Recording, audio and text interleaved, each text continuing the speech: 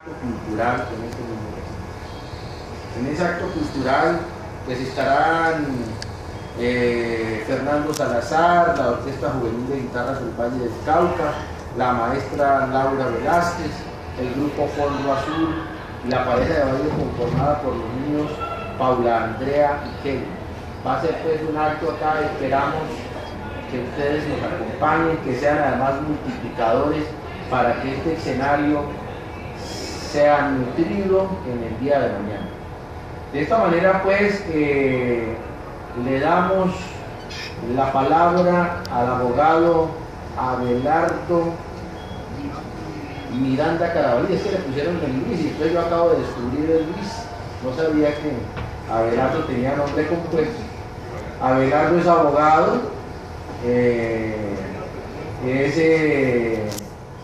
está aspirando a terminar una maestría y es un hombre que se ha adentrado por los caminos de la educación. Entonces le damos una bienvenida al doctor Abelardo. Este sí lo hicieron poniendo su sitio a Manolita Sáenz, el sitio que merece, el sitio de una mujer capitana, guerrera, que tuvo que ver con muchas causas emancipadoras. Afortunadamente, buenas noches a todos. Vilma y Arnoldo me abrieron la oportunidad de lo que yo quería manifestar. Gracias, les agradezco muchísimo. Obviamente, Arnoldo ahora no me dice y Alberto, pero sobre todo Arnoldo y les voy a invitar un momentito que cierren los ojos, por favor, que me acompañen en este ejercicio.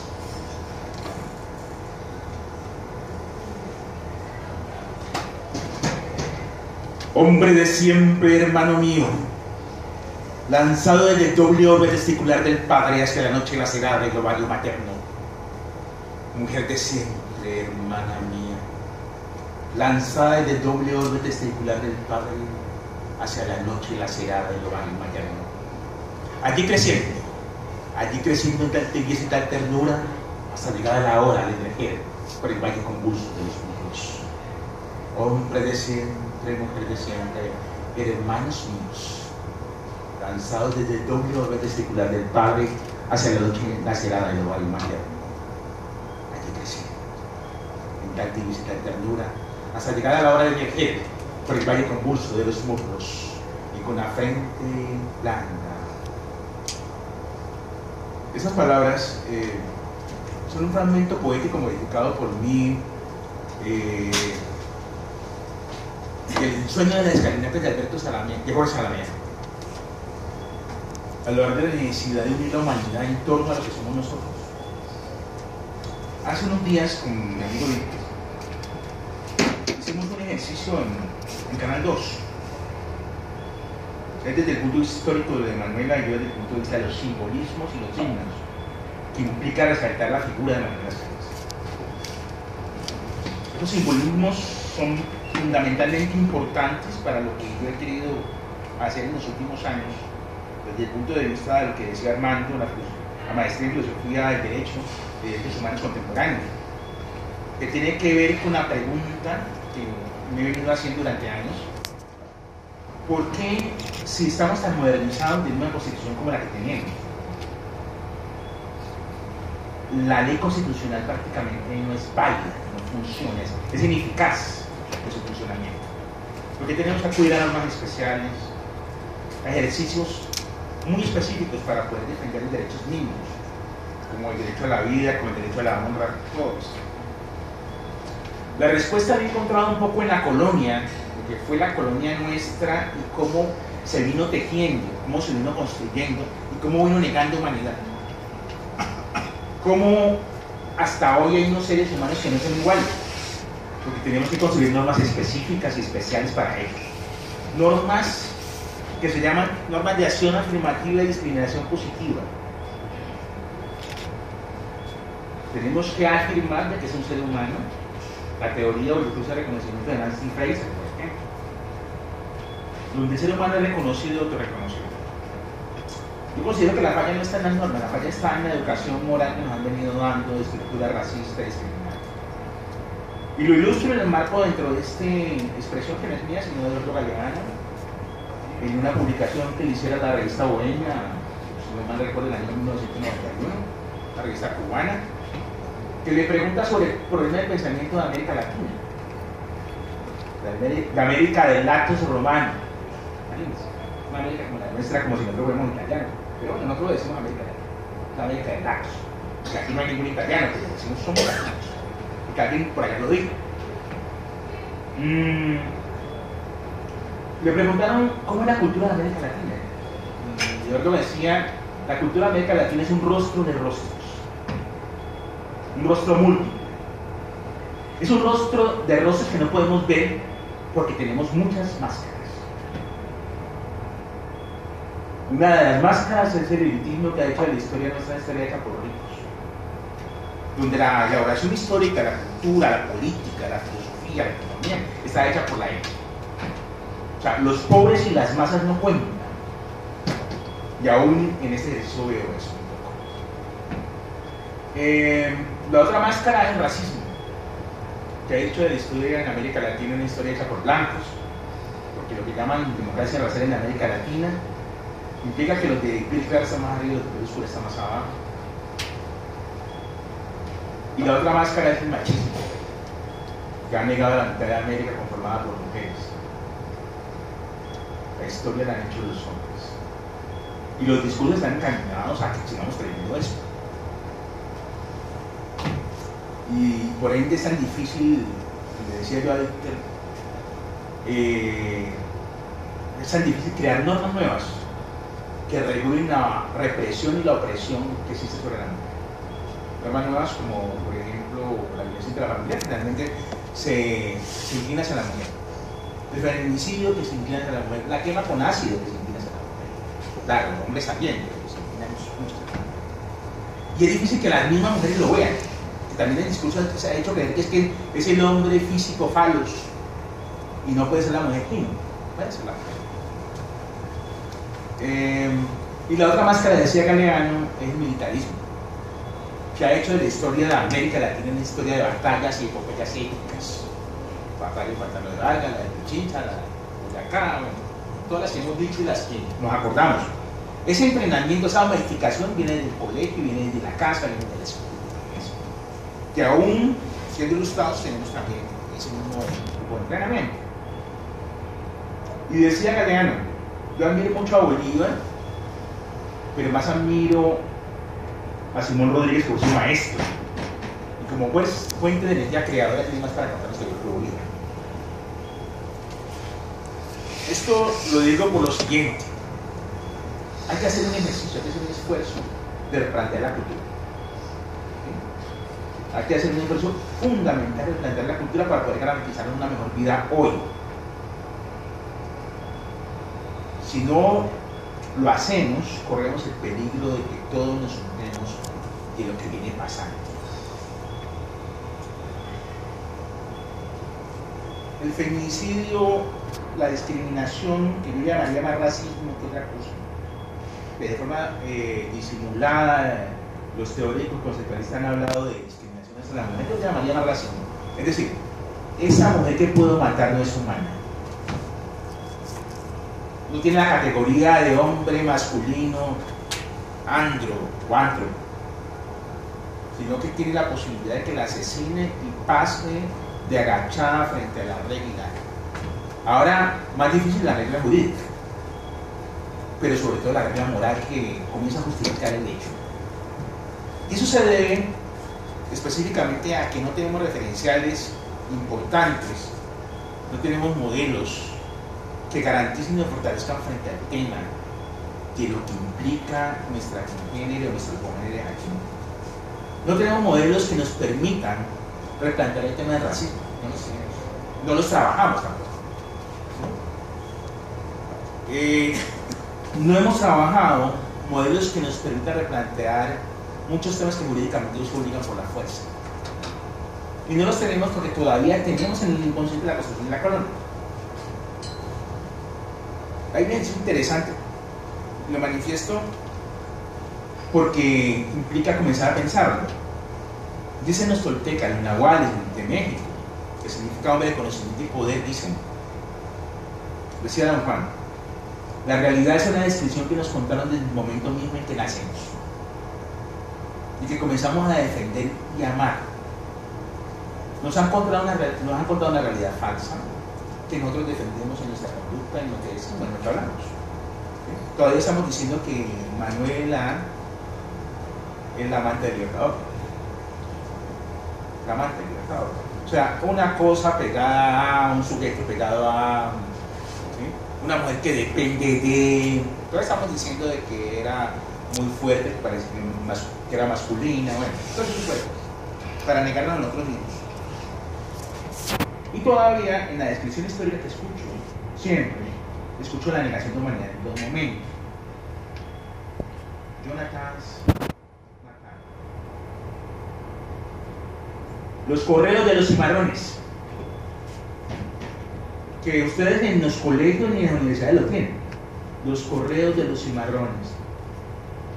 Los cimarrones es expresión que usaban los españoles para referirse a los toros salvajes, que primero llamaban a la gente preamericana del Tihuantinsuyo, es la forma como le llamaban al Consejo Inca, y lo digo porque siendo nosotros de acá debemos de buscarlos. Como le llamaban también a la América, es entonces el Tihuantinsuyo, ha sido realmente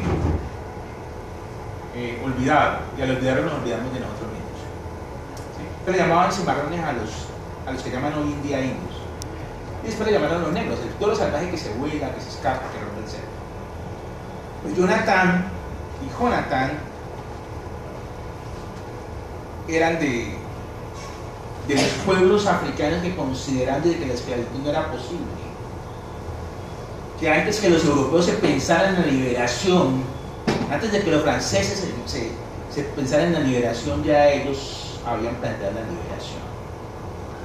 Porque no copiaron la simbología cristiana católica de esclavización. No se creyeron el discurso de negación de humanidad. O sea, no es gratuito que colocan en la historia todavía como las esclavas negras, que les vuelve la misma relación de negación de humanidad en la resaltación de Manuel. ¿Sí? Se debe a que el entrenamiento cultural nuestro implica que no tenemos a esas mujeres dentro de nuestro contenido mental.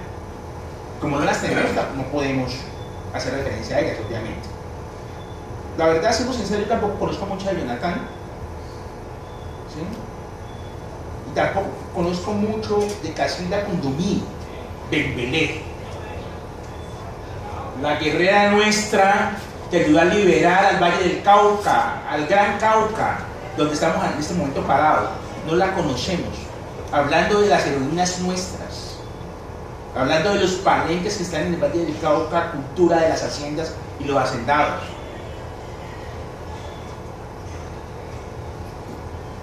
Estoy haciendo esto de esta manera. Van 12 minutos, me dieron 20.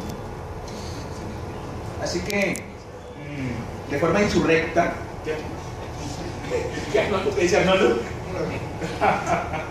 de forma un poquito insurrecta con mis amigos que me han invitado, creo que me van a invitar. Quisiera que Joana Cuenca viniera como antropóloga de Joana Cuenca, la archiniecha de Casilda Cundomí, que a propósito, sí, también aplaudí. Lo que estamos diciendo es que buscar paralelismos a Manuela, si tenemos referentes históricos nuestros, por donde corre nuestra sangre, yo voy a invitar a que en esa presentación te tomes 5 minutos, yo me hago atrás para querer aprender algo. Buenas noches. Mi nombre es Joana Cuenca, yo soy antropóloga de la Universidad Nacional. Pues hemos venido haciendo una investigación sobre todo lo que son los procesos de investigación étnica, pero para reflejarlos también en la educación de los niños de preescolar hasta bachillerato, para que nos apropiemos también de lo que está sucediendo, lo que viene sucediendo en nuestras culturas desde hace muchísimos años. Bueno, entonces les voy a contar la historia de mi tatarabuela, que fue pues mi bisabuela la que la cuidó hasta lo último. Ella nos dejó un legado de libros, nos dejó también muchos saberes, mucho amor hacia nuestra cultura, y también para dejar un legado ancestral y regándolo hacia nuestra patria, porque es que no solamente es África, es todo lo que viene de nosotros desde el corazón y lo que vamos luchando, lo que vamos dejando. Casilda Kundumi Dembélé había nacido en Mali, en el África Occidental, en 1823. Tuvo 14 hijos y más de 60 nietos, a quienes les heredó su gran legado de liderazgo libertario. Llegó a Cartagena de Indias en un barco negrero y fue vendida junto a otros jóvenes africanos, hombres y mujeres, y fue vendida a un comerciante español de nombre Pedro González, que la revendió para trabajar en las plantaciones de caña de azúcar de los ingenios en Palmira. A más de 900 kilómetros al sur de Cartagena, Casilda Kundumi, más conocida como la Negra Casilda, vivió muchos años como esclava en las plantaciones de caña de azúcar, hasta que en el año de 1840 se fugó a las montañas de Palmira con 400 cimarrones más, organizándose en Palenque, dirigido por ella. Desde ese día, ella junto con los demás negros cimarrones empezaron a promover la fuga de otros esclavos. Aconteció que un día Casilda fue capturada e iba a ser descuartizada junto con los demás cimarrones para que no siguieran incitando a los otros negros de fugarse. Pero con sus conocimientos de magia y de brujería logró escapar para continuar liberando a un pueblo del yugo esclavista. El 21 de mayo de 1851 se firmó la abolición de la esclavitud en Colombia, pero lastimosamente esa abolición solo se hizo parcialmente, porque en algunos lugares de los actuales departamentos del Valle, Cauca, Chocó y Bolívar, los negros siguieron siendo perseguidos y esclavizados por sus amos blancos.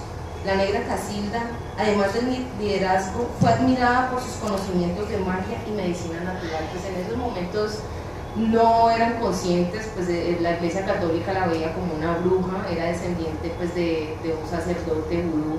Ella simplemente estaba hablando de las medicinas y de los saberes ancestrales que venía de África. Curaba con hierbas, semillas, y su especialidad eran las picaduras de serpientes y de otras alimañas.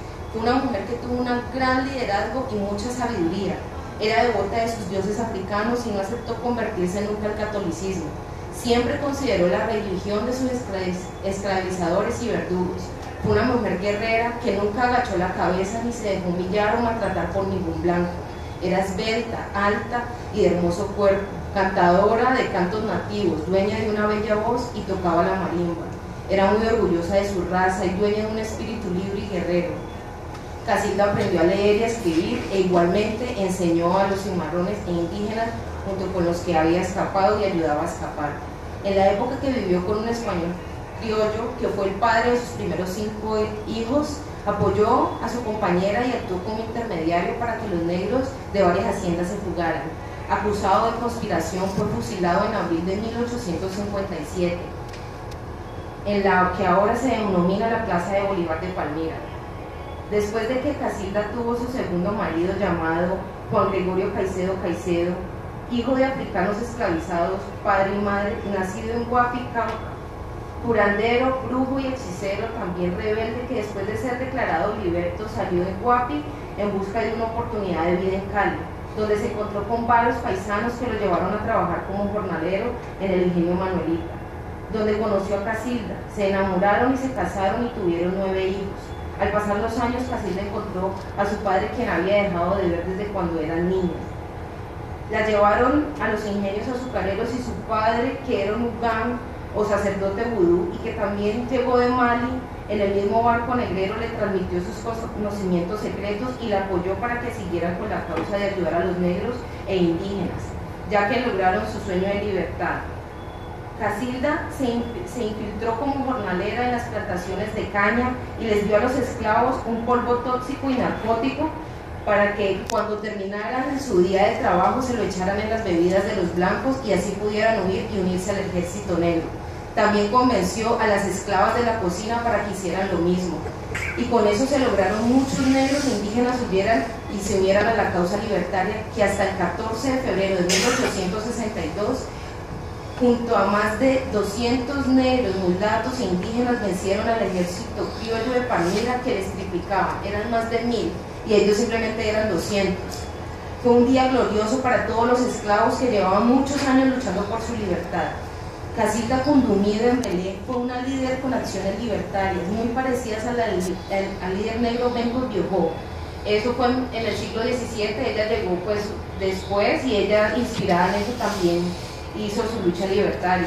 O sea, una mujer también inspirada en luchas de otros, pero entonces aquí era que eran entre hombres y mujeres, o sea, estábamos en igual porque vivíamos en el mismo yugo, no estábamos discriminándonos ni estábamos en la situación que está pasando ahora, era por una misma misión y una misma libertad. Negros africanos que llegaron como esclavos, tan pronto se desembarcaron en Cartagena, ella se enteró de este líder, quien fue a partir de ese momento su gran inspiración. Ella murió en octubre de 1945 en Palmira y no fue enterrada en ningún cementerio porque los blancos, influenciados por costumbres y creencias religiosas heredadas de sus ancestros españoles, dijeron que ella no era digna de enterrarse en un panteón cristiano porque era negra y porque la consideraban una rebelde enemiga de las autoridades civiles, eclesiásticas y militares que en pleno siglo XX seguían considerándose como un delito que un negro rebelara y luchara por su libertad. Casita Cundumí de Belén fue la verdadera libertaria de los negros en el Valle del Cauca, mujer fuerte, valiente y longeva. Vivió sus últimos años de existencia al cuidado de una de sus nietas y murió a una edad avanzada de 123 años. Mi tatarabuela dejó unos libros también, ella dejó muchos saberes. Muy pocos libros pues han salido pues a flote porque la verdad el descendiente que vendió el libro lo vendió al ingenio Manuelita, entonces pues mi familia no estuvo de acuerdo. Nosotros nos reunimos una vez al año en diciembre, para la época de diciembre, a hablar de esto. Le tenemos un altar, fue enterrada sí, pero pues fue enterrada en una zona de los Palenques del Cauca. Nosotros todavía le hacemos muchos atributos. Vivo muy orgullosa de la descendencia que tenemos, todos somos parte de esto. Muchísimas gracias a ustedes.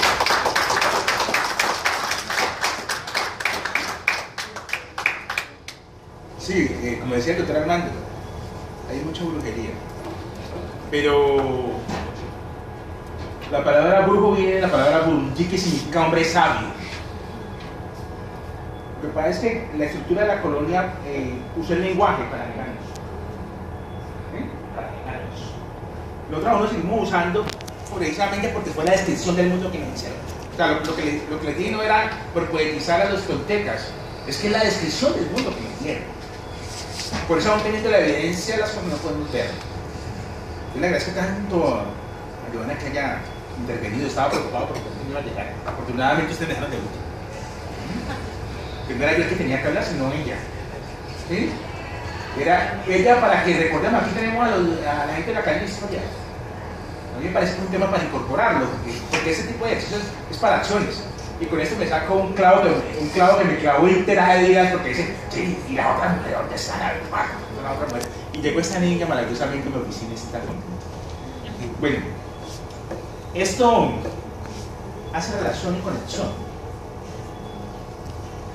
con todo lo que somos nosotros, no como mujeres y hombres, sino como humanidad, no como negros, blancos o negros, sino como humanidad. Yo quiero resaltar ya para cerrar, dentro de ese contexto, a un gran maestro que tuvimos aquí en Colombia y en las Américas, que es muy respetado a nivel mundial y que aquí casi no lo estudiamos, muerto hace relativamente poco, Manuel Zapata Oliveira, haciendo referencia a lo que decía Joana y a lo de Daniela Cundumí y a las referencias que decían los maestros ahora sobre Natán. Eso no es francés. Esa concepción mental de liberación es francesa ni es española. ¿Sí? Es muy antiguo y tiene que ver precisamente con los Yoruba Lucumí. Yo soy carabalí. Y de un tiempo me adentré al estudio de mi raíz. ¿Sí? Manuel Zapata en el libro Chambé de Gran Punta manifiesta lo siguiente. Hace una referencia a un sacerdote de Nigafúa se escucha una maldición de una deidad yoruba llamada Sango Changó, que es la deidad de la virilidad masculina y también la fertilidad y la feminidad. En una guerra entre reinos, dice Manuel Zapata, para ilustrar el oprobio de la esclavización, ¿sí? La cultura de la colonia también como cultura máxima de secuestro de todo lo humano. De hecho, la colonia fue secuestrar todo lo humano, es decir, no solamente físicamente a la gente, no, secuestrar la mente de la gente. Él trata de buscarle una respuesta mítica al fenómeno esclavicionista y está asociado a las guerras de los pueblos africanos en el momento de la trata esclavicionista. Él dice que escucha la maldición porque Changó fue arrojado a una ciudad que se llamaba Ile-Ife, la ciudad sagrada, y en vez de irse la ciudad sagrada porque comete un delito, digámoslo así. No lo digo ahora porque hay que resumir.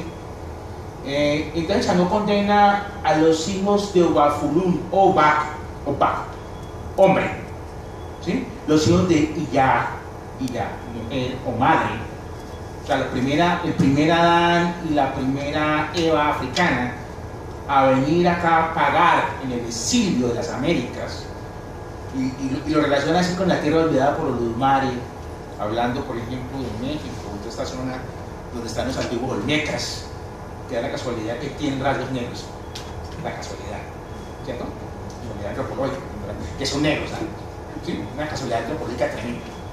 ¿Sí? Eso fue un error ahí que se equivocó el tipo que hizo la iconografía, no sé. Pero ahí están las caras gigantescas que hablan de esa correlación. En ese ejercicio, Manuel Zapata trata de ilustrar de forma mítica el fenómeno y trata de hablar de los panteones de los dioses, ya no griegos, fotocopia, si uno analiza los pataquíes, fotocopia que hicieron los griegos del fenómeno, de la construcción de las deidades negras, ¿sí? Para llamarlas de esta manera para que lo entendamos mejor. Y dice cómo envía, digamos, a la trata negrera a los pueblos africanos, no a los negros, sino a los pueblos, a la diáspora africana. Pero él manifiesta que el hombre despierta en su liberación, y ese despertar en la liberación es lo que ustedes llaman de alguna manera la rebeldía de Natán y toda esta gente. No, hay una estructura conceptual fuerte, filosófica, política e ideológica de esos pueblos que alimentan lo que la gente con condición europea de libertad tuvo. ¿Sí? Si quieren hacer un paralelismo, esta señora María Corbalán, la chilena, habla del pensamiento indígena en Europa, hablando de cómo los europeos fueron influenciados por la gente de aquí. ¿Sí? También los europeos fueron influenciados por los africanos. Y ya para finalizar, Manuel Zapata dice: en sueños he escuchado la maldición de Changó, sueño entre sueños. Los hijos de Obafulun, los hijos de Iya, en blancas naves de muerte serán transportados. Las lobas blancas, como le llamaban en Zapata a la trata, a los hombres que manejaban la trata europea.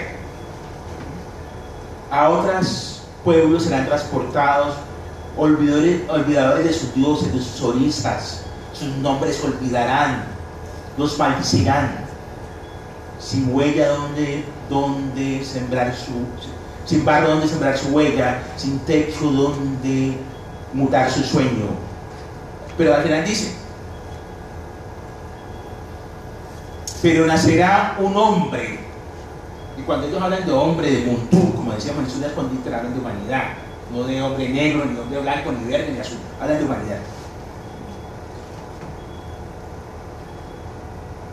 Pero nacerá, Reloj Changó, nacerá un hombre, hijo negro, hijo indio, hijo blanco, por si no lo digo, tu libertad es tu destino. Romperás el cuello del amo que te niega, liberarás a la abuela violentada en la cocina, al niño, ¿sí? Y construirás una nueva dimensión, ¿sí? Esa es la parte de la historia oculta. Por eso yo le pedí a la hija, a la nieta, de la verdad Kundumí que viniera. Si lo digo yo no es lo mismo, pero si lo dice ella es otro. Les agradezco mucho, mi amor.